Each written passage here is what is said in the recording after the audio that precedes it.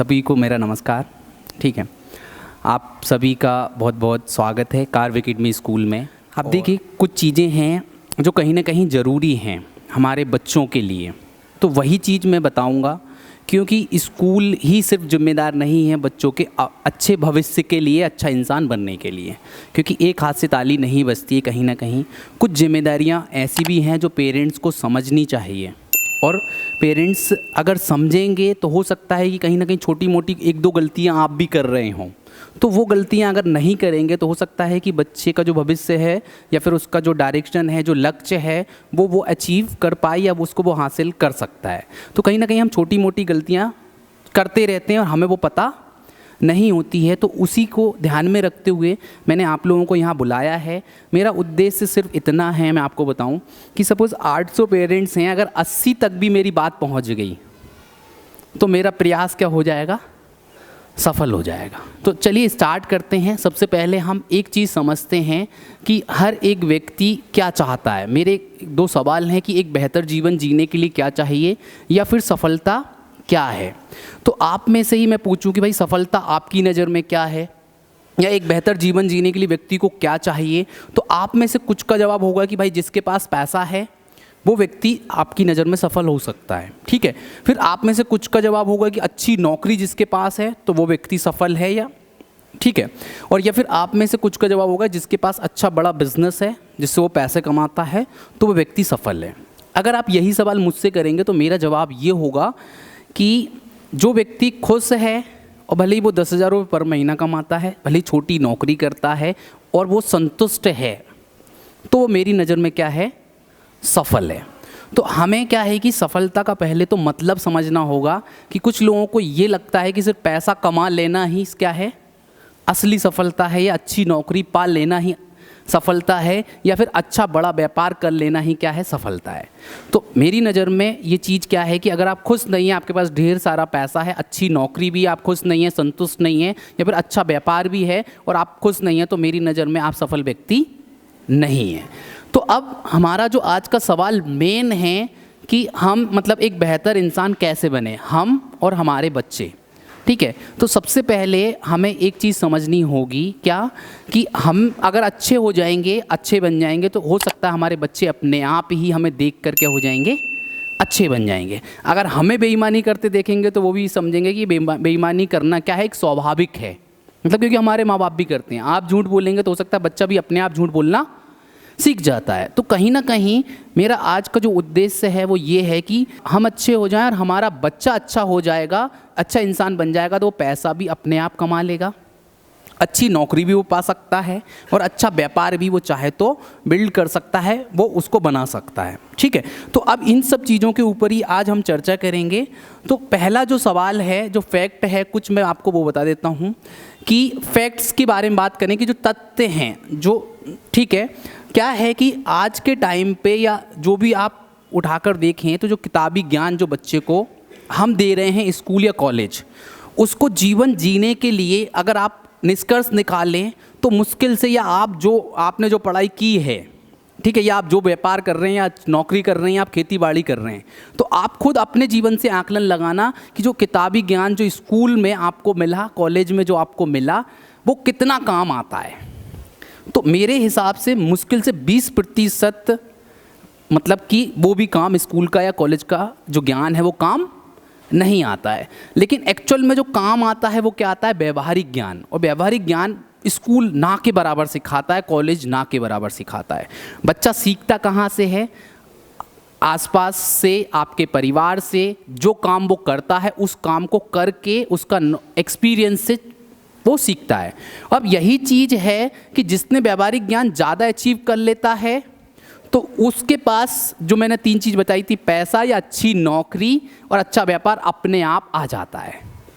जहाँ कुछ बच्चे सिर्फ किताबी ज्ञान के पीछे भागते हैं तो उनके साथ क्या होता है, बहुत ही मतलब दिक्कत होती है। अभी मैं आपको बताऊं कि इस दुनिया में अगर मान लीजिए 100 लोग हैं, या इस हॉल में सपोज 100 लोग हैं, तो आप सबकी इनकम कैलकुलेट करना, 5 लोगों की जितनी इनकम होगी, मतलब जितना पैसा 5 लोग कमा रहे होंगे, 5% लोग जितना कमा रहे होंगे, उतना पैसा किसके पास होगा, 95% लोगों के पास होगा। मतलब कि 95 लोगों के पास जितना पैसा है उतना ही पैसा किसके पास है? 5% लोगों के पास है। मतलब 95 के बराबर 5। मतलब समझ रहे हैं ऐसा क्यों है? मैं आपको एक चीज़ बता दूं। और जो 5% लोग जो पैसा ज़्यादा कमा रहे हैं ना, उनके पास मतलब किताबी ज्ञान या तो बहुत कम है या वो अनपढ़ भी हो सकते हैं। अगर आप उनकी हिस्ट्री, बायोग्राफी, उनके बारे में पता करेंगे तो आप ये देखेंगे कि वो पढ़े लिखे क्या हैं? कम हैं, लेकिन वो पैसा या सुख समृद्धि उनके पास क्या है? ज़्यादा है। और जो बच्चे या जो व्यक्ति ज़्यादा पढ़े लिखे हैं ना, वो 95% लोगों में से इनसे पढ़े लिखे ज़्यादा होंगे, लेकिन दिक्कत ये है कि ये उनके नीचे क्या कर रहे हैं? नौकरी कर रहे हैं।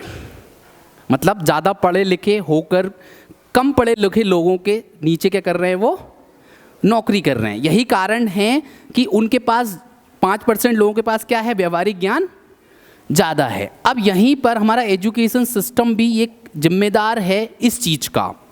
अगर मैं बात करूं हमारे इंडिया के एजुकेशन सिस्टम की, तो कहीं ना कहीं एजुकेशन सिस्टम में भी कहीं ना कहीं कमी है। वो कमी क्या है मैं आपको बताऊं कि जब अंग्रेज आए थे उससे पहले गुरुकुल पद्धति हुआ करती थी, जहां बच्चा रहता था और प्रैक्टिकल चीज़ों को सीखता था, जिसमें उसका इंटरेस्ट है वो चीज़ उसको सिखाई जाती थी। खेती करना है तो उसको खेती सिखाई जाती थी, कारपेंट्री करना है तो उसको वो सिखाया जाता था, या फिर उसके इंटरेस्ट के अकॉर्डिंग जूते बनाना सीखना है तो उसे वो सिखाते थे, कपड़ा बनाना सिखाना है तो उसको वो सिखाया जाता था। मतलब कि जो उसका मन से जो करना चाहे उसे वो चीज़ सिखाई जाती थी। अब जब अंग्रेज आए, अंग्रेजों ने क्या ले आए? कौन सा सिस्टम ले आए कि भाई बुक्स ले आए, स्कूल खोल दिए। अब बुक्स में वही चीज़ें फिक्स कर दी गई कि इसके अलावा जो टीचर बताएगा वही है, इसके अलावा बच्चे का दिमाग यूज़ नहीं करना है। क्या ऐसा है क्या? जो किताब में लिखा है उसके अलावा और कुछ, उसके अलावा और कुछ नहीं हो सकता क्या? अब यहीं पर एजुकेशन सिस्टम क्या करता है, जैसे अगर आपके बच्चे जब 3 साल के होते हैं और वो स्कूल में एडमिशन लेते हैं ना, तो मैं आपको बताऊं जैसे कि 100 बच्चों ने एडमिशन लिया मेरे स्कूल में, ठीक है, 100 में से उनकी मानसिक क्षमता जो है वो 98 बच्चों की क्या है? 98% बच्चों की सोचने समझने की क्षमता और ताकत क्या है? अलग अलग है, ठीक है। और सिर्फ 2% बच्चे ही एक जैसा सोच पा रहे होते हैं। बट प्रॉब्लम क्या है? हमारा एजुकेशन सिस्टम उसको 12वीं तक आते आते उस बच्चे की मानसिक और सोचने की जो मतलब क्षमता है, ये रेशियो अपोजिट हो जाता है। अपोजिट मतलब 98% बच्चों का जवाब या सोचने और समझने की क्षमता एक जैसी हो गई, सिर्फ 2% बच्चे ही अलग सोच पाते हैं। और वो 2% बच्चे जो होते हैं वो 98% बच्चों को फिर क्या देते हैं? नौकरी देते हैं। मतलब कि क्या किया? स्कूल ने सिर्फ और सिर्फ ये सिखाया ए फॉर, अब आपके दिमाग में सिर्फ एक ही चीज़ आई होगी, एप्पल। क्या इसके अलावा कोई दूसरा शब्द नहीं है क्या? ए फॉर एप्पल के अलावा एरोप्लेन भी है, आंट भी है, अप्रैल भी है, ढेरों चीज़ें हैं। लेकिन कहीं ना कहीं फिर भी क्या होता है कि बच्चों को बस एक ही चीज़ रटाई जा रही है, भैया इसके अलावा कुछ नहीं है। जो टीचर ने 2 लाइन लिख दी बस वो ही सत्य है, उसके अलावा अपना दिमाग बिल्कुल भी यूज़ नहीं करना है। अब ये जो एजुकेशन सिस्टम ब्रिटिशर्स लेके आए थे वो इसलिए लेकर आए थे क्यों? क्योंकि उन्हें फैक्ट्रियों में काम करने वाले क्या चाहिए? लोग। अब लोगों को उनको अपना दिमाग, देखो देश को गुलाम बनाना है तो खुद अपना दिमाग यूज़ ना कर सके। मतलब कि व्यक्ति जो बोले, जैसा बोले वही करना। जैसे रोबोट, आजकल रोबोट काम कर रहे हैं तो रोबोट का काम क्या है? एक सामान को इधर से उठा के इधर रखना है या पैक करना है, तो बस वही कंटिन्यूसली वो करेगा। तो उसमें अलग दिमाग लगा रहा क्या व्यक्ति? नहीं लगा रहा। तो यही चीज़ है कि कहीं ना कहीं हमारा एजुकेशन सिस्टम भी इस चीज़ का कहीं ना कहीं जिम्मेदार है, और हमारे एजुकेशन सिस्टम में बदलाव कहीं ना कहीं आवश्यक है, ज़रूरी है। आज के टाइम पे 10th में मतलब मोटर के बारे में पढ़ाया जा रहा है, मोटर कैसे काम करती, जनरेटर कैसे काम करता है, लेकिन उसको प्रैक्टिकल कुछ भी नहीं है, बस एग्ज़ाम में लिखने के लिए बोल दिया। लेकिन आज 10वीं के बच्चों को मोटर पढ़ा रहे हैं, पंखे के बारे में पढ़ा रहे हैं, लेकिन उससे अगर आप बोलेंगे भैया इसका कंडेंसर ख़राब हो गया इसको बदल दो, उसके बस की बात नहीं है। उसको माइनस प्लस ही नहीं आ रहा है कि भैया माइनस वाला क्या है, प्लस वाला क्या है, समझ में आए? तो कहीं ना कहीं इस चीज़ की कमी है, इसे हमें थोड़ा सा क्या करना होगा? समझना होगा। अब एक और चीज़ आपको समझना होगा कि आपका बच्चा बिल्कुल अलग है, डिफरेंट है, यूनिक है। अब आपको एक चीज़ और नहीं करनी, वो नहीं करनी दूसरे बच्चे से तुलना। क्योंकि भाई आपके बच्चे की काबिलियत क्या है, अलग है, मेरी काबिलियत अलग हो सकती, आपके अंदर काबिलियत कुछ और हो सकती। आप मेरे जैसा बन सकते हैं क्या, या मैं आपकी तरह, आपको कोई स्किल है, आपको सपोज मोबाइल सुधारना आता है तो मैं आपकी तरह मोबाइल सुधार सकता हूँ क्या? नहीं। तो सबकी अलग है। अब यहाँ पेरेंट्स करते क्या है गलती, पड़ोसी का बच्चा 95% ले आया तो आप छोटे बच्चा, आपका बच्चा सपोज 50% लाया तो उससे आप निंदा कर करके, उसका क्रिटिसाइज कर करके उसको इतना नीचा दिखा देते हैं कि भाई तुम 50 लाए हो, अब लाइफ में तुम कुछ कर ही नहीं सकते। और जहाँ 90-95 ले आया तो आप खुश हो गए और अब आपने ये सोच लिया कि अब हमारा बच्चा तो लाइफ में कुछ भी कर लेगा। तो ये कहीं ना कहीं एक बहुत बड़ी गलती कर रहे हैं अभिभावक कि भाई हर एक बच्चा क्या है। आप एक चीज़ समझिए, 10वीं में नंबर आए मान लो उसके जो भी, तो उसकी 10वीं तक के नंबर उसकी उस टाइम की काबिलियत बता रहे हैं। ये ज़रूरी है कि बाद में बच्चा डेवलप नहीं हो सकता। आपको बताऊं मैं कि मैं जब 5th तक था मैं अच्छे पढ़ने में था, 6th के बाद मेरा लक्ष्य ख़त्म हो गया। मेरी टारगेट मतलब मेरी जो सोच थी, जैसे मैं आपको किस्सा ही सुना रहा हूँ कि 3rd में मैं था, मेरे भाई ने पूछ लिया कि भाई क्या बनोगे, तो मैंने बोल दिया एक्टर बनूंगा। अब उसने जैसे ही मैंने बोला कि भाई एक्टर हीरो ऐसे ही नहीं बन जाते, तेरे बस की बात नहीं है। अब अपना लक्ष्य क्या हो गया, ख़त्म। अब लक्ष्य ख़त्म ही हो गया तो फिर सिर्फ लक्ष्य था कि नवोदय में पास होना, उसके लिए पढ़ लिए, पास हो गए। अब 6th में वहाँ चले गए, वहाँ के बाद उसने अपन ने पढ़ाई लिखाई करना क्या कर दिया, बंद, क्योंकि कोई लक्ष्य था ही नहीं। अब दिमाग में सिर्फ एक चीज़ आ रही थी, अब एक्टर नहीं बनेंगे तो अब क्या करेंगे। तो भैया घर वाले 4-5 लाख रुपए दे सकते हैं, इतने सक्षम हैं, तो एक काम करेंगे किराने की दुकान खोल लेंगे। अब दिमाग में एक ही चीज़ आई, किराने की दुकान खोलने के लिए ज़्यादा पढ़ाई लिखाई की आवश्यकता नहीं है, तो मैं अपनी टाइम और एनर्जी क्यों उसमें पढ़ाई में मतलब लगाऊं। अब मुझे ये पता होता है कि मैं एजुकेशन फील्ड में आने वाला हूं, तो मैं ये गलती करता क्या, नहीं करता। फिर मैं और अच्छे से पढ़ता ताकि मेरा जो एजुकेशन से रिलेटेड जो बिजनेस है, आज जो व्यापारी है मेरा, ये भाई स्कूल खोल रहा हूँ, तो अब इसमें मैं और अच्छा कर पाता अगर मुझे ये बात पहले से पता होती। तो अब आपकी हो सकता है आपका 10वीं में बच्चा 50% इसलिए लाया है क्योंकि उसका लक्ष्य ही क्या नहीं है, निर्धारित नहीं है। उसे ये समझ में ही नहीं आ रहा है कि भाई क्यों पढ़ूं मैं, उसको रीज़न ही नहीं पता। अगर उसको रीज़न पता होगा तो वो अपने आप पढ़ लेगा और अच्छे नंबर भी ले आएगा। अब एक और चीज़ क्या होता है कि बच्चों की स्किल्स हम पहचानते नहीं हैं, उसका जो हुनर है, तो हुनर पहचानने के लिए आपके पास 15 साल है, नर्सरी से लेके 12वीं तक। अब क्या होता है कि नर्सरी, KG1, KG2, आप जैसे जैसे 3 साल, 5 साल, 7 साल, 10 साल का होगा बच्चा, आप हर बार पूछते जाइए उससे कि बड़े होके क्या बनना है। उसका हर 2 साल में आंसर क्या होता चला जाता है, बदलता चला जाता है। तो आपको क्या करना है, बदलने दो, बदल रहा है तो आपको क्या करना है, उसका आंसर को कोई दिक्कत नहीं है। उसने बोला 1st क्लास में डॉक्टर बनना है, कोई दिक्कत नहीं है। 3rd में बोला इंजीनियर बनना है, कोई दिक्कत नहीं है। 4th में उसने कुछ और बोला, 6th में कुछ और बोला, IAS बनना है, IPS बनना है, 10th में कुछ और बोला, कोई दिक्कत नहीं है। अब 12th तक उसे बोल रहा है, बोलने दो, लेकिन आप उसकी बात को काटो मत कि नहीं तुझे ये नहीं बनना, ये बनना है। अब मान लो जैसे मेरे साथ हुआ, समझ में आया, ऐसे ही अगर बच्चे के साथ आपने कर दिया तो अब उसकी उस टाइम इच्छा थी, सच में थी कि मुझे यही बनना है, लेकिन उसकी बात आपने काट कर आपने उसके ऊपर थोप दिया कि नहीं तुझे डॉक्टर नहीं बनना, तुझे इंजीनियर बनना है। और सपोज आज उसके 6th क्लास, 7th क्लास या 8th क्लास में 25 में 2 नंबर आ गए, तो आपने उसका आकलन लगा लिया कि भविष्य में वो कुछ भी नहीं कर सकता। उसने जैसे डॉक्टर बोला कि 2 नंबर से क्या तू डॉक्टर नीट निकाल लेगा क्या, अब यहीं पर अपन ने क्या कर दी, उसकी निंदा कर दी।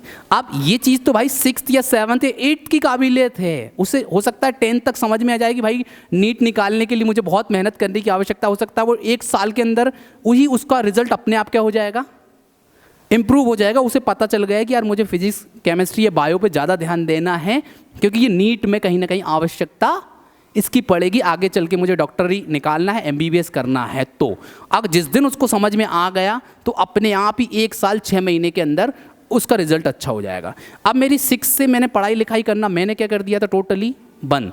मेरी इंग्लिश इतनी ज़्यादा कमज़ोर हो गई थी कि जिसकी कोई लिमिट नहीं है, मतलब 50-60 नंबर से कभी ज़्यादा नहीं आते थे। और मैं आखिर में मेरे को जब मैंने 2013 में मेरा लक्ष्य निर्धारित हुआ कि मुझे कोचिंग खोलना है और स्कूल खोलना है, 13 के बाद 14, 1 साल लगा, मैंने अपनी इंग्लिश इतनी इम्प्रूव कर ली कि आज मैं पढ़ा रहा हूँ।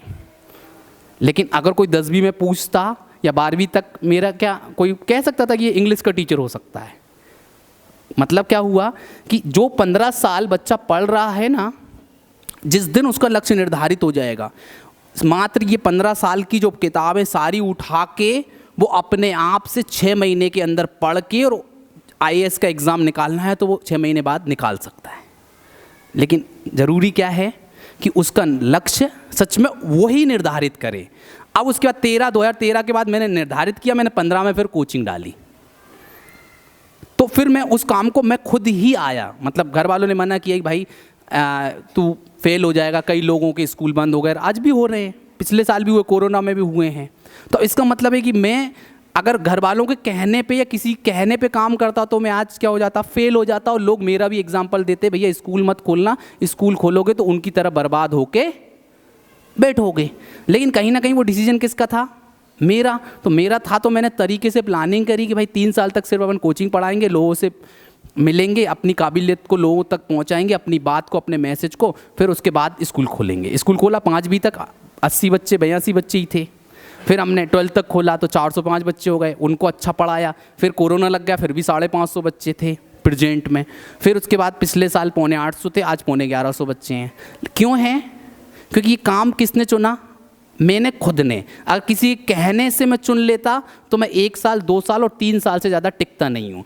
एक और बात मैं फैक्ट बता रहा हूँ कि अगर आप अपनी मर्जी से बच्चों के ऊपर ढोल भी दोगे कोई काम को करना है तो वो 1, 2 और 3 साल से ज़्यादा वो नहीं करेगा, और बाद में आपको ही कोसने लग जाएगा और वो फेल हो जाएगा कहीं ना कहीं और फ्रस्ट्रेट हो जाएगा, डिप्रेशन में चला जाएगा। लेकिन वो मर्जी से चुनेगा तो वो उसमें वो क्या हो जाएगा, आराम से सफल हो जाएगा, भले ही वो काम छोटा है या बड़ा है। अब मैंने जब 2015 में कोचिंग स्टार्ट करी थी, 9x18 के कमरे में स्टार्ट करी थी। नरसिंहगढ़ रोड पे हमारे चाचा जी का मकान है, ठीक है, घाटी पे बिल्कुल, तो वहाँ से स्टार्ट करी थी। अब पापा उस टाइम क्या बोलते थे कि भैया कितने कमा लेता है, तो मैंने कहा पापा 8-9 हज़ार कमा लेता हूँ। अरे तुझे 15 हज़ार तो हम ही दे रहे यार, पॉकेट मनी उस टाइम मेरी कितनी थी घर से, 15 हज़ार, तो क्या करेगा, मतलब ऐसे 8-9 हज़ार में तेरा क्या काम चलेगा। मैंने कहा कुछ चले या नहीं चले, मुझे करना है, मुझे, आपने तो अपनी लाइफ में जो करना था वो कर लिया, आज समाज में आप लोग जानते हैं तो आपकी पहचान है। भाई मेरी पहचान क्या है, तो मुझे अपनी पहचान बनानी थी, अपना नाम बनाना था, तो मैंने मेहनत करी। अब आज उन्हें अगर मैं उनके चक्कर में सुन के और अगर मैं छोड़ देता तो आज मैं खेती ही कर रहा होता। 40 एकड़ ज़मीन है, 40 एकड़ में 3 भाइयों के हिस्से हैं, मुश्किल से सारा हिसाब किताब मुझे पता होता, डीजल कितने गया, खाद कितने गया, 8 लाख की भी फसल नहीं बचती साल में। 8 लाख मतलब मुश्किल से 2.5 लाख रुपए बांटे नहीं आते, मतलब मुश्किल से 20,000 पर महीना भी मैं नहीं बचा पाता। और उसमें आपको टाइमिंग पता है, रात को 2 बजे भी मोटर चलाने जाना है, लाइट 4 बजे चली गई या फिर से दिक्कत हो गई, मोटर भी निकालना है, तो ये सारी समस्याएं होती। अब आज कम से कम इतना तो है कि सुबह 8 बजे मैं यहाँ आ जाता हूँ और 3 बजे या 4 बजे अपन फ्री हो गए, समझ में आया। तो ये चीज़ें हैं, तो ये मैंने चुनी है इसलिए मैं सफल हूँ। और नहीं तो क्या हो जाता है, हम गलती क्या करते हैं कि क्या करते हैं, बच्चों के ऊपर थोप दिया तो 3 साल तक वो टिकते ही नहीं है, और बाद में। और आजकल एक और ट्रेंड मैंने देखा है लोगों का कि पेरेंट्स, एक पड़ोसी या रिश्तेदार का बच्चा कहाँ चला गया, कोटा चला गया, नीट की तैयारी कर रहा है, IIT की तैयारी कर रहा है, तो हमने भी जो उसमें भेज दिया। सिर्फ किस लिए कि भैया ये समझते हैं लोग कि कोटा मतलब 1.5-2 लाख रुपए पर साल का खर्चा है, तो पेरेंट्स ये समझता है कि भैया हम क्या खर्च नहीं कर सकते हमारे बच्चे को, तो पता है जानबूझ के उसको उस दलदल में फेंक देते हैं जिसमें उस बच्चे की इच्छा ही नहीं है। अब होता क्या है, वहाँ बच्चा जाता है, अब वहाँ एक क्लास में उसके बैच में 4-4 हज़ार बच्चे हैं। अब पता लग रहा है यहाँ वो 95% भी बना के गया ना 10वीं में, तो पता लग रहा है 4 हज़ार में से उसकी 3 हज़ार से ऊपर रैंक आ रही है। अब बच्चा डिप्रेशन में, क्यों? क्योंकि उसकी इच्छा से तो वो आए नहीं है। अब माँ बाप ने भेज दिया तो अब सोच रहे हैं, अब ये सोचता है कि छोड़ दूँ 1-2 महीने में ही, फिर ये सोचता है 1 लाख रुपए 1.5 लाख रुपए फीस लग गई अब माँ बाप की, अब तो कुछ तो कर लें, तो ज़बरदस्ती वो 6 महीने 8 महीने निकालता है। फिर वो पता लग रहा है डिप्रेशन का शिकार हो गया, रिजल्ट गिरता ही चला गया उसका। और कुछ बच्चे पर डे कोटा में क्या होते हैं, सुसाइड करते हैं। ये बात लीक नहीं होती, न्यूज़पेपर में डेली नहीं आती, क्यों? क्योंकि कोटा में एक अच्छा खासा बिजनेस है, किस चीज़ का, कोचिंग का, जहाँ आप 40-40 हज़ार जिस कोचिंग में पढ़ रहे हो, 1.25 लाख रुपए फीस हो, मतलब अरबों और खरबों रुपए का बिजनेस है। तो क्या मीडिया को या न्यूज़पेपर को खरीद के नहीं रख सकते क्या? उनके पास भी तो परमानेंट जा रहा है भाई, 10 लाख 20 लाख रुपए पर मंथ का जा रहा है, उनको क्या फ़र्क पड़ना है? क्यों? क्योंकि जो ओरिजिनलिटी है वो लोगों तक पहुँचे नहीं, वो सिर्फ ये देखते हैं कि हमारा फर्स्ट रैंक वाला आ गया, एलन ने उसको 50 लाख दे दिए और बस उसको रेडियो पे आके या पोस्टर बनना है कि भैया ये हमारी कोचिंग से बना है और इसने मतलब यहाँ से हमारी सक्सेस मिली है। तो वो उनके लिए क्या हो गया, ओवरऑल व्यापार हो गया। तो वो मतलब वो अपनी जगह ठीक है भाई, वो बिज़नेस कर रहे हैं, लेकिन कहीं ना कहीं उस बिज़नेस के चक्कर में हम अपने बच्चे का तो फ्यूचर ख़राब नहीं कर रहे ज़बरदस्ती थोप के।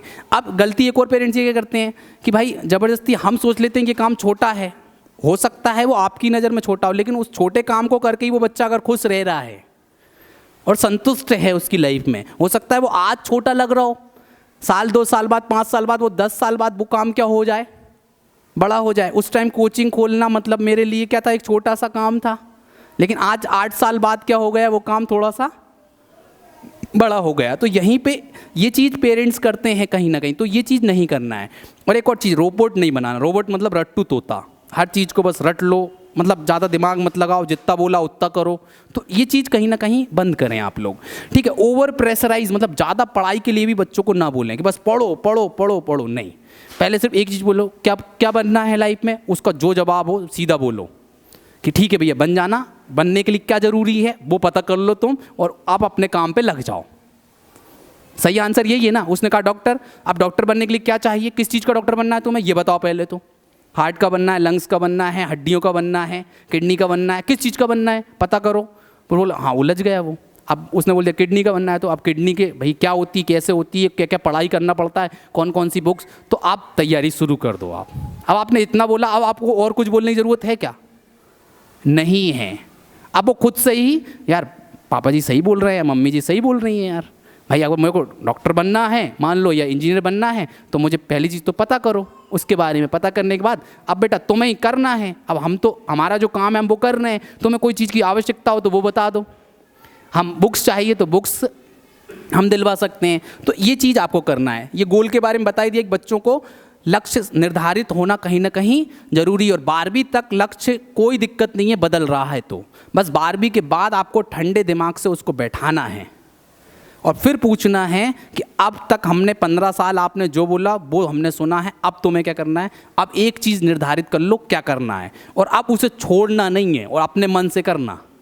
हम छोड़ने अब नहीं देंगे, क्योंकि अब क्या है, क्योंकि अब समय और पैसा दोनों क्या होंगे आपके बर्बाद होंगे, क्योंकि आप वापस नहीं आ पाएंगे जिस चीज़ को आपने आज चुन लिया। तो आप बार बार अब नहीं चुनेंगे। तो 12वीं के बाद फाइनली चूज़ करके और फिर उसके ऊपर काम करने को बोल दीजिए, ठीक है।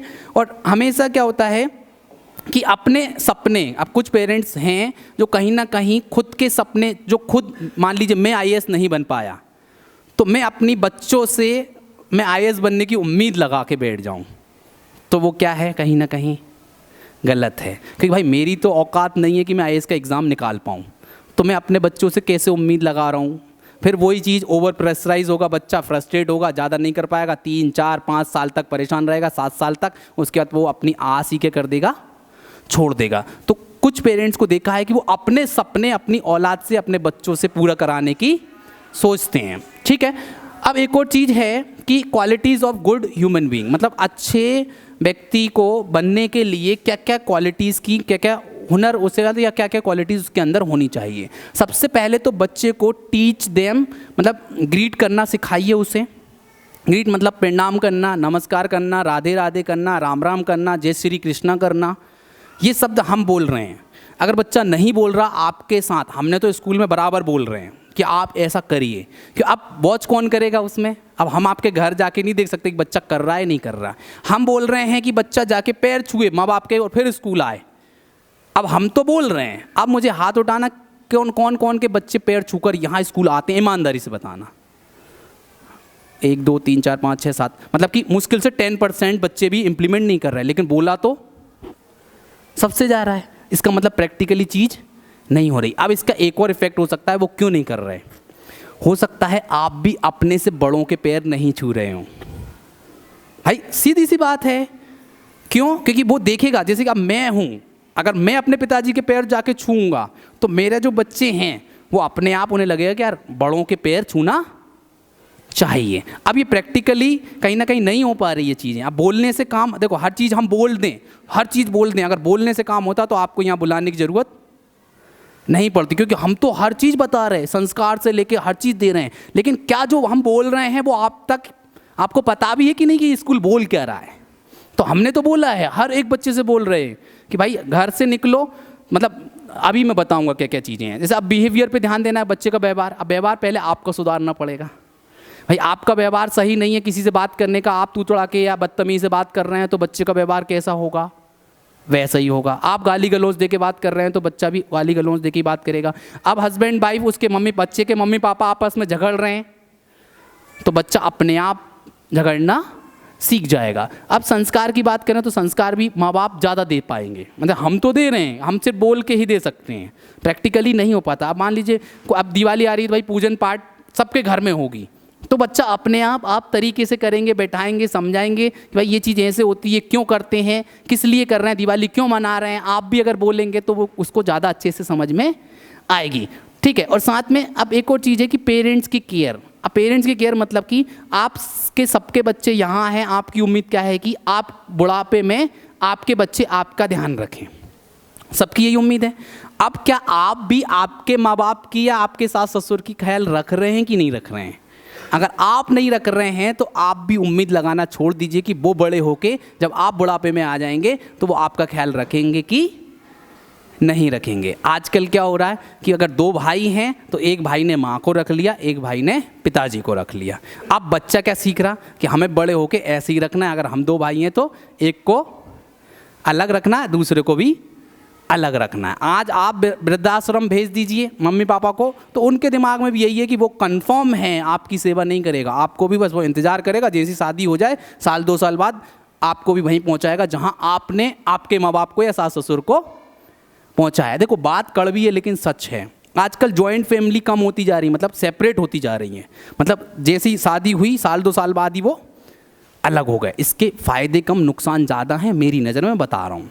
क्या होता है कि माँ बाप हैं, सपोज सास ससुर हैं आपके, आप तो जैसे काम पे निकल गए, लेकिन माँ बाप की एज हो चुकी है, मान लो 60 साल 50 साल से ऊपर, अब वो काम पे नहीं जाते, वो कहाँ हैं? घर पर। तो घर पर बच्चों के साथ रह सकते हैं, वो बच्चों की एक्टिविटीज़, संस्कार और समय व्यतीत करके उनकी मन की बात को वो पता कर सकते हैं। और यही चीज़ है कि उनकी संगति जो खराब होने से क्या हो सकती है, कहीं ना कहीं बच सकती है अगर हम जॉइंट में रहेंगे। तो जॉइंट में रहने से एक और फ़ायदा है कि बच्चा सपोज आपसे उसकी नहीं पटती, मतलब वो आपसे सारी बात नहीं बता पाता अपने मन की, हो सकता है वो जॉइंट फैमिली है तो चाचा से बोल दे अपनी मन की बात, बड़े पापा से बोल दे, तो फ़ायदे मेरे हिसाब से तो ज़्यादा हैं, मतलब एक साथ रहने के। क्योंकि बच्चा मतलब कहीं ना कहीं बना रहता है, आपके पास रहता है, उसकी संगति खराब नहीं होती, क्योंकि देखने वाले फिर कितने हैं, 10 लोग हैं, कहीं ना कहीं उसके साथ समय व्यतीत करता है। अब अकेले रहेगा तो मान लीजिए मम्मी है अकेली, या फिर पता लग रहा है मम्मी भी कहीं जॉब पे जा रही हैं, अब बच्चा घर में अकेला होने से खाली दिमाग शैतान का। अब उसके हाथ में क्या दे दोगे आप? मोबाइल। अब मोबाइल दे दोगे, रात दिन मोबाइल दे देगा, उसका दिमाग अपने आप ही क्या हो जाएगा, ख़राब। ना वो पढ़ाई लिखाई करेगा, फिर वो संगति ढूंढेगा कि अपने दोस्त के साथ 2-4 घंटे इधर उधर बिता लूँ। अब अगर संगति सही हो गई, सही मिल गई तो बच्चा ठीक है बना रहेगा। जहाँ संगति अगर ख़राब हो गई तो फिर बच्चा आपके हाथ से निकल जाएगा। जॉइंट फैमिली के फ़ायदे यही हैं कि बच्चा अकेला नहीं रह पाता। जहाँ अकेला बच्चा रह रहा, कहीं ना कहीं आपके लिए दिक्कत का काम हो सकता है, तो आप थोड़ा सा बचिए इस चीज़ को। और बच्चों को सही और गलत के बारे में ज़रूर सिखाइए। आप कोई भी चीज़ को ये मत बोलिए कि ये गलत है, इसको नहीं करना, नहीं। सिर्फ इतना बोलने से काम नहीं चलेगा, आपको उसका प्रॉपर एक्सप्लेनेशन बताना होगा कि भाई ये गलत है तो क्यों है, ये सही है तो क्यों है। आप जब दोनों चीज़ें बताएंगे तो अब आप बोल देंगे बेटा ये गलत है, आप चुनना आपको है, गलत चुनना है तो गलत चुन लो, सही चुनना है तो सही चुन लो। ये चीज़ आप अगर अच्छे से बताएंगे तो बच्चा समझ पाएगा कि भाई ये गलत है और ये सही है। डायरेक्ट बोलने से काम नहीं चलेगा, ठीक है। अब एक और चीज़ है कि बच्चों के सामने सही लैंग्वेज, मतलब भाषा जो है आपकी, वो सही इस्तेमाल करें। गाली गलौज या बदतमीज़ी से, ऊंची आवाज़ में आपस में घर में भी बात ना करें, क्योंकि वो सीखता कहाँ से है, वहीं से है, सुन के ही सीखता है। आपस में आप गाली गलौज दे के बात कर रहे हैं या लड़ रहे झगड़ रहे मम्मी पापा या कोई ना कोई, तो वो वैसा का वैसा ही सीख के वो आएगा और उसके दिमाग पे वही चीज़ें, क्योंकि बच्चे का दिमाग कोरे कागज़ के समान होता है। जैसी चीज़ें उसके ऊपर ढलती चली गई वो चीज़ें बिल्कुल परमानेंट होती चली जाएगी। आप कितनी कोशिश कर लो कि वो चीज़ उसके दिमाग से हट जाए, तो संभव है क्या? नहीं है। आप कितनी कोशिश कर लो। और गिव रिस्पेक्ट, मतलब कि आप बच्चों को, बच्चे चाहें कि सबको रिस्पेक्ट दें तो आप भी क्या करिए, सबको मान सम्मान दीजिए।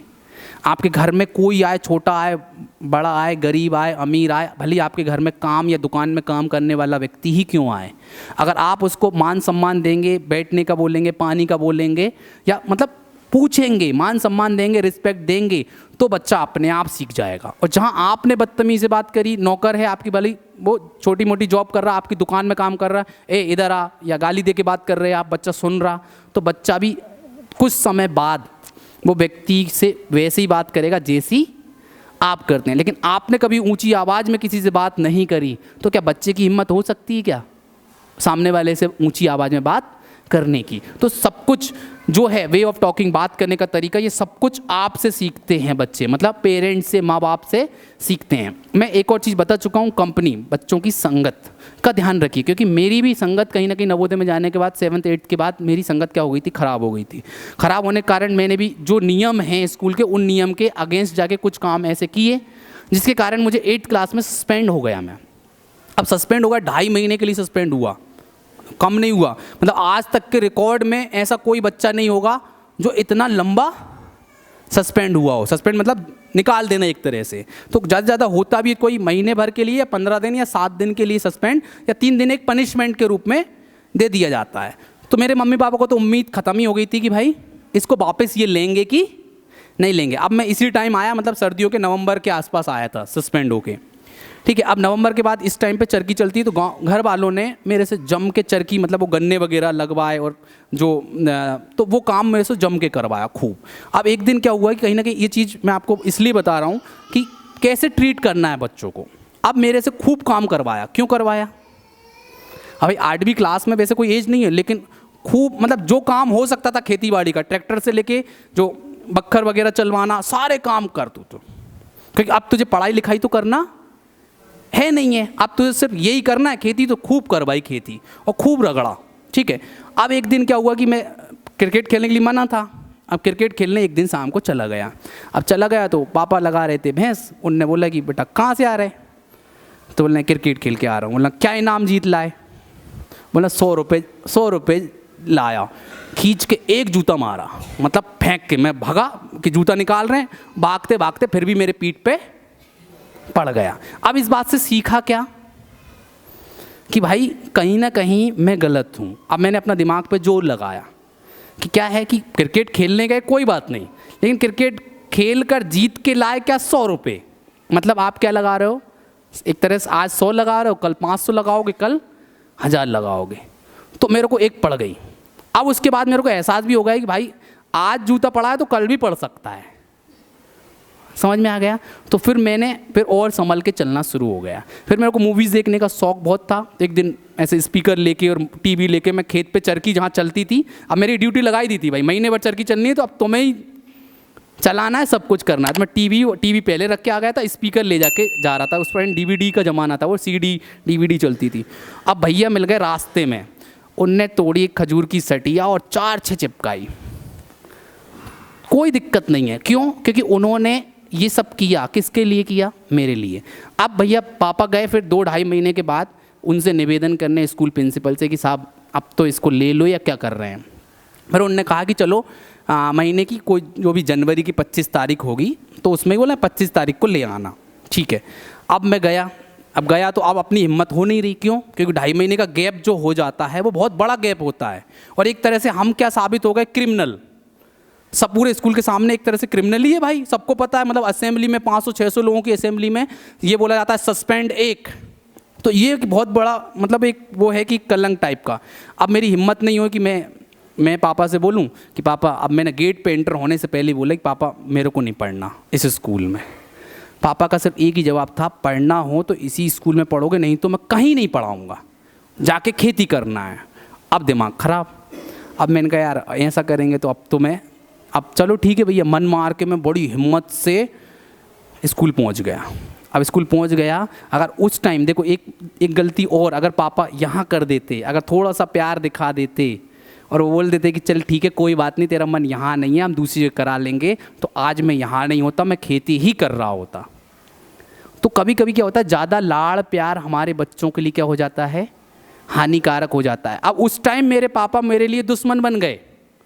क्यों? क्योंकि मुझे ऐसा लगने लग गया था कि मेरे पापा दुनिया के सबसे बेकार इंसान है, क्योंकि उनने मेरी बात नहीं मानी। तो आप लोगों को भी ये सीखना होगा कि माँ बच्चों को हर चीज़ डिमांड उनके अकॉर्डिंग नहीं चलना है। जो गलत है तो गलत है, ना कहना सीखिए और ना सुनना उन्हें सिखाइए, क्योंकि लाइफ में उनको अभी आप ना नहीं कहेंगे कोई बात नहीं लाड़ प्यार के चक्कर में, लेकिन जीवन में उन्हें बहुत सारे ना ऐसे सुनने पड़ेंगे जिससे कि उनको तकलीफ़ होगी। तो इसीलिए आज से ही उनको तकलीफ़ देना मेरे ख्याल से शुरू कर दीजिए। हर चीज़ डिमांड मत करिए, जो डिमांड करी कल ही ला के मत दीजिए, मेरा ये कहना है। क्यों?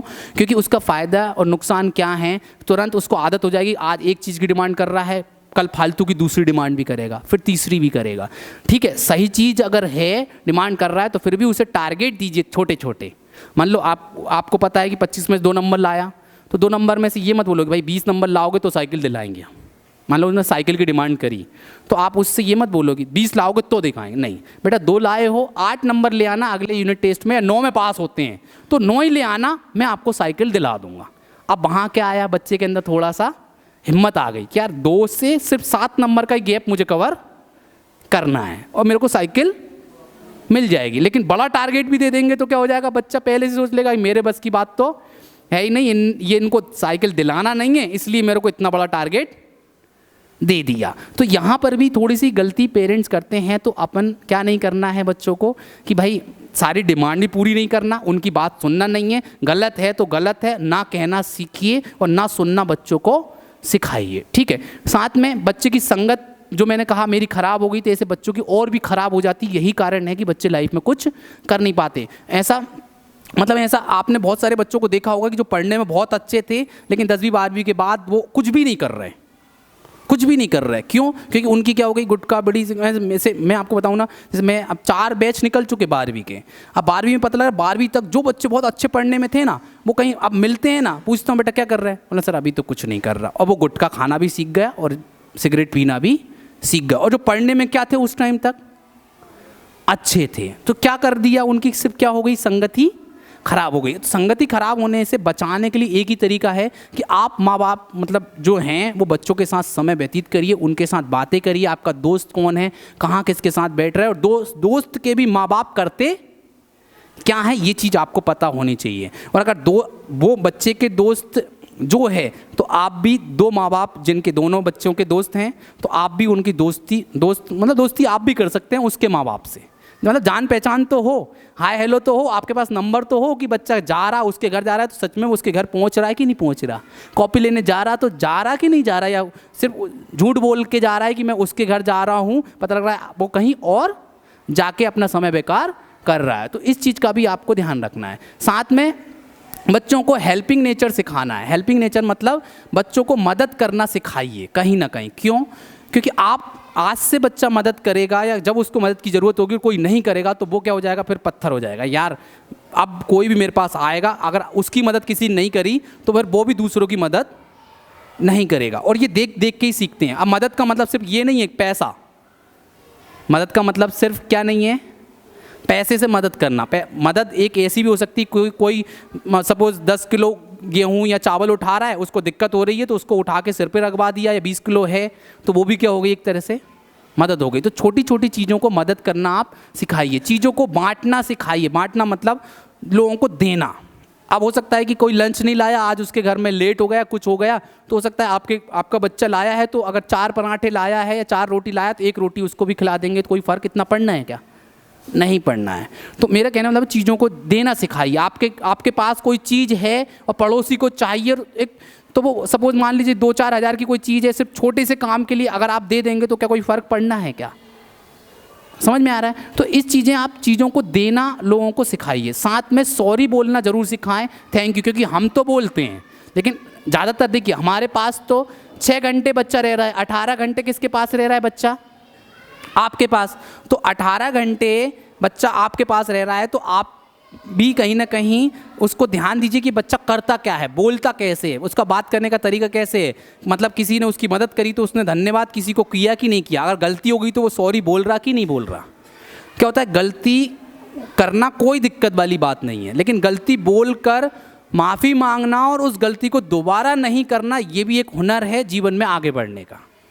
और गलती मतलब ये नहीं कि सॉरी बोलना सीखना है, तो ऐसा भी ये भी सिखाना है साथ में कि गलती अगर एक बार हो जाए तो सॉरी बोलना है, बार बार हर बार वही सेम गलती करते करते करते सॉरी बोल के काम नहीं करना है। जब गलती करे बच्चा, एक बार गलती करे कोई बात नहीं, सेम गलती दोबारा करे तो कोई बात नहीं, 3 बार करे तो कोई बात नहीं, 4थी बार में पनिशमेंट की ज़रूरत पड़ रही है, उसे पीटने की, हाथ उठाने की, थप्पड़ मारने की या किसी भी तरीके से कोई भी चीज़ को करने की, तो आप ज़रूर करिए। मैं ये नहीं बोल रहा कि हर बच्चे के ऊपर थप्पड़ मार के ही काम चल सकता है। कुछ बच्चे ऐसे भी होते हैं जिन्हें सिर्फ और सिर्फ आंख दिखा दो, पता लग रहा है उनकी आंख से आंसू आ गए तो काम खत्म हो गया। बस क्या होना चाहिए, उसके मन में थोड़ा सा डर होना चाहिए कि अगर हमारे मतलब हम गलती करेंगे तो हमारे माँ बाप हमें पनिशमेंट दे सकते हैं। अब पनिशमेंट के ऊपर बात निकल आई तो मैं बताऊं, जैसे अभी गवर्नमेंट ने कुछ साल पहले से एक रूल निकाल दिया कि भाई स्कूल पनिशमेंट नहीं दे सकता। तो मेरी नज़र में वो कहीं ना कहीं नियम ठीक है, उनकी सोच के अकॉर्डिंग सही होगा। उसका कारण सिर्फ इतना सा है जो मैंने समझा है, वो कारण ये है कि कुछ शिक्षक ऐसे थे जो अपने घर परिवार की जो भड़ास है वो किस पे निकालते थे, बच्चों पे। मान लो आज वाइफ से झगड़ा हो गया तो बच्चा मिल गया, किसी ने गलती करी तो खींच खींच के लगा दिया अच्छे खासे, छोटी सी गलती करी याद करके ही नहीं लाया तो उसको मार दिया बिना सोचे समझे, और अच्छा खासा मार रहे हैं। तो इस कारण से गवर्नमेंट ने उस चीज़ पे क्या लगाया, बैन लगाया। लेकिन तरीका सही क्या है, मैंने कहा एक बार गलती करे समझा दो, दूसरी बार करे समझा दो, तीसरी बार समझा दो, 4थी बार में ज़रूरत पड़े तो उसको पनिशमेंट देने की आवश्यकता है। ये गवर्नमेंट को भी समझना चाहिए और माँ बाप को भी समझना चाहिए। और पनिशमेंट जो देना है वो 7 साल के बाद और 15 साल के बीच में आप बच्चे को पनिशमेंट बिल्कुल दे सकते हैं। 15 साल के बाद देना उचित नहीं है और 7 साल से पहले भी उचित नहीं है, लेकिन इस साल के बीच में है तो ज़रूर हमें क्या देना चाहिए, बच्चों को पनिशमेंट या पिटाई मिटाई करना कहीं ना कहीं ज़रूरी है। नहीं, अगर आज हम ज़्यादा प्यार दिखाएंगे, ज़्यादा लाड़ दिखाएंगे तो हो सकता है कि 18-19 साल के बाद वो आप पे ही हावी हो जाएगा और आप पे ही इतना जोर मतलब दिखाएगा कि हो सकता है आप पे ही हाथ उठाने की कोशिश करे या फिर आपसे ऊंची आवाज़ में बात करे, और फिर आप हाथ उठाएंगे ना तो फिर क्या हो जाएगा, वो बगावत करेगा, फिर आपके वो खिलाफ हो जाएगा, फिर आप जो बोलेंगे उसका जस्ट अपोजिट करता है बच्चा। मतलब आपने बोला कि बेटा पढ़ाई कर ले, नहीं करना, मतलब उसके मन में आएगा, हिम्मत तो है नहीं है फिर भी कि वो ऊंची मतलब बोल सके, लेकिन मन में क्या आएगा, अब तो करना ही नहीं है, इनका कुछ काम भी नहीं करना। आपने सामान लेने पहुंचाया तब भी उल्टा सीधा सामान लेके आएगा, कुछ ना कुछ खराब करके आएगा, फिर वो काम बिगाड़ना शुरू कर देगा। कब, जब अगर 18 साल की एज में अगर मारेंगे तो मतलब 15 के बाद मारेंगे तो फिर उसकी थिंकिंग क्या हो जाएगी, आपके प्रति गलत हो जाएगी। तो 15 साल के बाद नहीं, 15 साल के पहले ज़रूर हमें पनिशमेंट देना चाहिए। वॉच द एक्टिविटीज़, बच्चों की एक्टिविटीज़ वॉच करिए, जिसके लिए मैं बता ही चुका हूँ कि हमारे अगर घर में जॉइंट फैमिली रहेगी या बड़े बुजुर्ग रहेंगे तो वो ज़्यादा चीज़ों को वॉच कर पाएंगे कि बच्चा क्या कर रहा, किसके साथ रह पा रहा है। क्योंकि आप अगर काम धंधे में आप जॉब पे जा रहे हैं या दुकान है आपकी उस पे जा रहे हैं तो आप ज़्यादा समय घर पे नहीं दे पाते हैं, तो बच्चों पे ध्यान नहीं जा पाता है। गोल के बारे में बता ही चुका कि बच्चों का गोल निर्धारित होना चाहिए और उस गोल के लिए बच्चों को क्या क्या काम करना है वो आज से ही उनको लगा दो। और गोल मतलब आपका अपना लक्ष्य मत थोपो उसके ऊपर, कहीं ना कहीं जो वो करना चाहता है उसको बोलो भाई 12वीं तक तुझे जो करना है तो जो बोलना है वो बोलता रहे, 12वीं के बाद अच्छे से ठंडे दिमाग से बैठा के फिर पूछ लो कि अब क्या करना है। अब जो करोगे, जो आपका जवाब होगा हम उसमें आपका सपोर्ट करेंगे, लेकिन वापस चेंज नहीं करने देंगे। 1 साल बाद, 2 साल बाद, 3 साल बाद पैसा और समय बर्बाद करने के बाद हम आपको बदलने नहीं देंगे। ये चीज़ आप बाद में 12वीं तक करिए। अब देखिए कुछ अच्छी हैबिट्स हैं जो बच्चों की अच्छी आदतें आज से बनती हैं और उसको बनाने में कहीं ना कहीं आपका और हमारा दोनों का योगदान है। हम बता रहे हैं, हम तो थ्योरेटिकल मतलब किताबी ज्ञान दे रहे हैं, मतलब बोल के समझा रहे हैं, लेकिन प्रैक्टिकल कहाँ करेगा बच्चा, घर पे। अब भाई हम तो सोने नहीं बुला रहे हैं यहाँ, हम अब लेकिन हम बोल रहे हैं कि 8 घंटे सोना जरूरी है। अब ये कौन देखेगा घर पे, माँ बाप देखेंगे कि भैया 8 घंटा बच्चा सो रहा है कि नहीं सो रहा, और सोने का और उठने का टाइम क्या है। तो सही टाइम क्या है, 10 बजे तक सो जाए बच्चा और 6 बजे उठ जाए। मतलब बच्चों को 8 घंटे की नींद जरूरी है और हम बड़े हैं तो 6.5 और 7 घंटे की नींद में भी हमारा काम चल जाता है। अब माँ है वो अगर घर पे है और वो 10 बजे सो जाएगी, 5 बजे उठ जाएगी, तो बच्चा अपने आप 10 बजे सो जाएगा और 6 बजे उठ जाएगा। अगर हम 12 बजे सो रहे हैं, 2 बजे सो रहे हैं, तो बच्चे से उम्मीद मत लगाओ कि वो आपकी आज्ञा का पालन करके वो 10 बजे सो जाए। हम टीवी बंद कर रहे हैं 2 बजे, बच्चा सोचे, आप सोचे कि नहीं भैया वो तो तू 10 बजे बोल दिया, जाके बस तू सो जा। संभव है क्या? नहीं है। तो ये चीज़ आपको करना है। साथ में फिजिकल एक्टिविटी बच्चों को करवाना है। बच्चा शारीरिक मतलब योगा करे, एक्सरसाइज करे, घूमने जाए, साइकिल चलाए, शाम के टाइम कुछ ना कुछ 1 घंटे वो खेलने जाए, क्योंकि फिजिकल एक्टिविटी होना ज़रूरी है। बच्चे डेली नहा कर आएँ, भले वो सर्दी हो, गर्मी हो, बरसात हो, कुछ भी हो। मैंने कुछ बच्चों को देखा है कि 2-2 3-3 दिन तक नहीं नहाते हैं, और नहाते भी हैं तो स्कूल से जाने के बाद नहा रहे हैं। तो आदत सुधारिए, बच्चों को पहले उठाइए, गर्म पानी करके दीजिए कि नहाओ, उसके बाद स्कूल जाना, ठीक है। फिर बच्चों को मंदिर जाना सिखाइए, पूजन पाठ करना सिखाइए। सुबह का टाइम अगर मान लो स्कूल का थोड़ा जल्दी होता है तो सुबह टाइम नहीं मिल पा रहा मंदिर जाने का, तो शाम के टाइम ज़रूर उसको पहुंचाइए कि जाओ मंदिर होकर आओ। 6 या 7 बजे जब भी आरती आपके मंदिर आपके आसपास होती है, तो पास का जो मंदिर है आप उसमें ज़रूर पहुंचाएं, ठीक है, क्योंकि आज से ही आदत पड़ती है। मैं अभी मुश्किल से पिछले संडे मैं अपने मतलब एक अपने रिश्तेदारी में गया था। एक हमारे जीजा जी हैं, तो वो ऐसी बात कर रहे थे, तो उनका नाती है कितना अभी 2 साल कुछ का होगा, 2 साल के आसपास। अब वो मुझसे बोल रहा है यार इसको एक गलत आदत पकड़ा दी मैंने कहा क्या गलत आदत पकड़ा दी? बोला यार इसको जब तक सुबह से आप मंदिर नहीं ले जाओ ये मेरी जान खा जाता है, मतलब परेशान करके रखता है। मैंने कहा आपसे हाथ जोड़ के निवेदन है, ये अच्छी आदत है, ये कब तक परेशान करेगा आपको? अभी 2 साल का है, वो खुद नहीं जा सकता। जिस दिन 4 या 5 साल का हो जाएगा फिर आपके कहने की ज़रूरत नहीं पड़ेगी, वो खुद से उसको टाइम पता चल जाएगा कि मुझे मंदिर जाना है। तो आज आपको 2-3 साल परेशान होना है, लेकिन उसके बाद आपको जीवन में परेशान होने की आवश्यकता नहीं है। आज मैं बचपन से मंदिर नहीं गया, आज मेरी इच्छा ही नहीं होती, मैं साल में 12 बार भी मंदिर नहीं जा पाता हूँ। क्यों? क्योंकि आदत में नहीं है। कहने के लिए ज्ञान मैं दे रहा हूँ आपको कि मंदिर रोज़ पहुँचाओ, लेकिन आदत कब से नहीं बनी? बचपन से। आज मैं रामायण गीता या मैं मतलब जो श्लोक है संस्कृत नहीं पढ़ पाता हूँ। क्यों नहीं पढ़ पाता हूँ? ले में नहीं पढ़ पाता हूँ क्योंकि बचपन से मैं वहाँ बैठा ही नहीं मंदिर में, मैंने सुने ही नहीं है। और हम 6th में नवोदय में गए, नवोदय में संस्कृत की जगह हमें पकड़ा दी उर्दू। आज हम कहीं के नहीं रहे, ना घर के ना घाट के, मतलब ना उर्दू भी भूल गए और साथ में संस्कृत भी नहीं आती है। तो कहीं ना कहीं बच्चों को देखो, कहने के लिए आसान है कि भाई मैं रोज़ करूँगा तो हो जाएगा, लेकिन आज हम इतनी दुनियादारी में उलझ गए हैं कि चाह कर भी मैं समय नहीं निकाल पा रहा हूँ। लेकिन यही चीज़ अगर मेरी बचपन में अगर कहीं ना कहीं हो जाती, मैं बचपन से ही बाहर रहा हूँ, अब बाहर रहा हूँ तो भैया वही रूम पे रह रहे हैं और वो चीज़ खाना पीना अपनी लाइफ में व्यस्त हो गए, तो वहाँ किसी ने बताया नहीं कि मंदिर जाना भी क्या है, ज़रूरी है। तो ये चीज़ आपको बताना है। साथ में बच्चा प्रॉपर ड्रेस में आए।